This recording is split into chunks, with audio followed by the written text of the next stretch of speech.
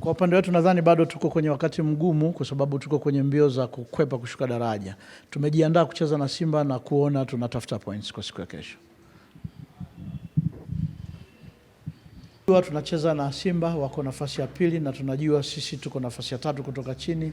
Tumejiandaa kucheza na Simba na tutacheza na Simba siku ya kesho kama ambavyo tumejiandaa. Maliza mchezo uliopita kuna makosa tulifanya na kuna vitu vizuri tulifanya. Kwa upande wetu makosa tumeyafanyia masahisho, vitu vizuri tutavitunza. Tunacheza na timu bora na mechi itakuwa ni ya kimbinu zaidi na kiufundi zaidi.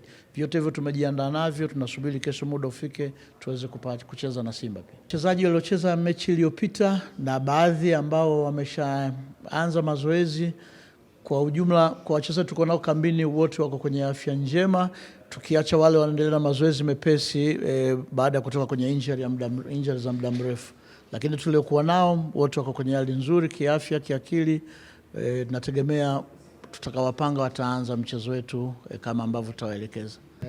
As I said, both teams have different ambitions for tomorrow. Obviously, whenever you play a team that's fighting for their survival, it's never easy.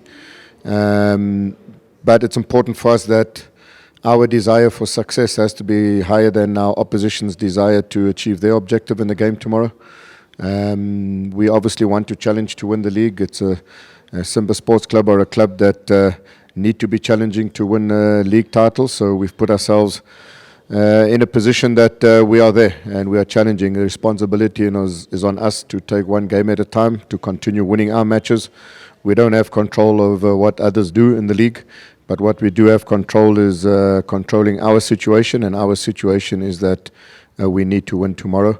And then obviously after that we look forward to a semi-final and then the next league games that are coming up. So yes, a congested period in the league, but we're used to that. We're used to playing every 3 days, so we're comfortable with that. We don't hide away.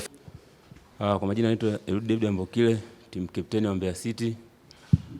Nipo hapa kuzungumza kwa niaba ya wachezaji. Mimi nadhani mengi ya ufundi mwalimu amezungumza, lakini sisi kama wachezaji tumejiandaa vyema kukabiliana na wapinzani wetu. Tunajua mechi haitakuwa rahisi, itakuwa mechi ni ngumu ukiangalia jinsi walivyo na wanataka kupata ubingwa, na sisi tuko na hali ngumu.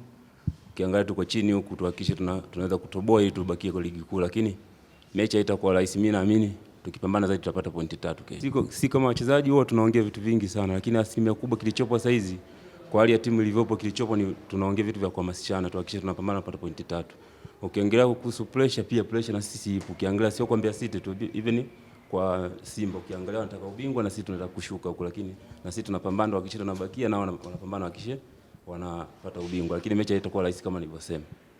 Kama kipindi hiki ukiangalia kipindi unachozungumza, kipindi hiki ni kigumu. Yani kama wachezaji tunavyojua hivi vitu lazima tuvipitie.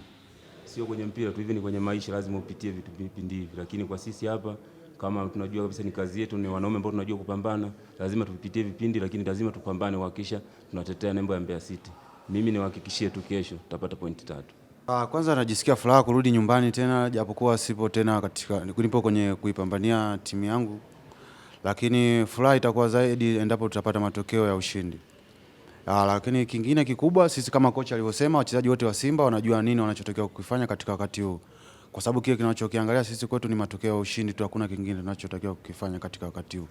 Kwa hiyo tuna imani kwamba mechi itakuwa ngumu, kwa sababu Mbeya City wapo katika wakati mgumu na wapo katika sehemu ambayo ngumu, ambao wanatakiwa nao wapate matokeo ya ushindi. Lakini sisi kama Simba tumejiandaa vizuri kwa nguvu, kwa kusikiza maelekezo ya mwalimu pamoja na kupambana kwa 100%. Tunataka matokeo ya ushindi katika siku ya kesho.